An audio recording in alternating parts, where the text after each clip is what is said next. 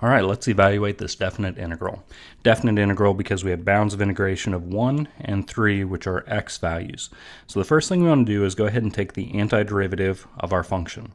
So to do that, what we want to do is use the power rule. We're going to increase the exponent by 1 and then divide by that new exponent.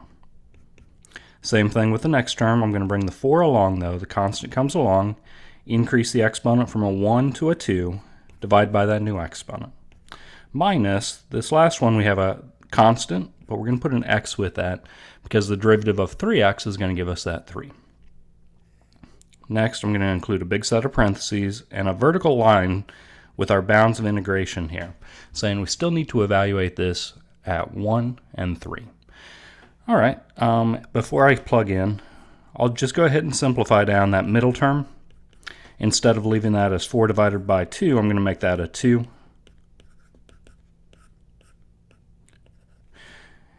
And let's evaluate this at these bounds of integration. So the first one is the 3, the upper bound.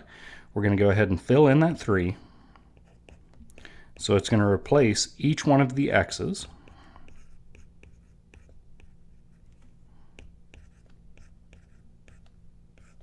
And then we subtract off when we replace each of the x's with a 1. So 1/4 times 1 to the 4th plus 2 times 1 squared minus 3 times 1. Now you'll notice that we do have a subtraction in the middle here. That's why I want to include this big set of parentheses around when we evaluate it at the lower bound, because that negative, that subtraction, is going to have to get distributed to each one of those terms inside that second set of parentheses. All right, from here, let's go ahead and continue simplifying. This is going to be 1/4, and then 3 to the 4th power makes 81, plus 2 times 3 to the 2nd power makes 9, minus 9, right, 3 times 3, minus, and I'm keeping my big sets of parentheses, but this will be 1/4 plus 2 times 1 makes 2, 3 times 1 makes 3. From here, it really is a matter of simplifying down, but let's take our time and go through this. First of all, I'm going to think 81 over 1. So we have two fractions that are multiplied together, so that'll give us 81/4, okay, plus 18 minus 9. And I'm kind of dropping my first set of parentheses because it's positive out in front. But I'm going to keep my second set. So I'm going to have 1/4, and then 2 minus 3 makes minus 1. So 81/4, and I'm going to think 18 minus 9 makes positive 9.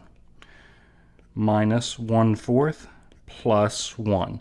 So at that point, I drop my set of parentheses by distributing that negative to each one of those terms on the inside. Let's see, what other simplifying can we do?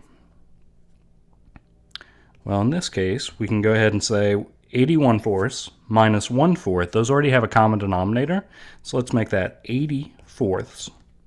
And then 9 plus 1 makes plus 10.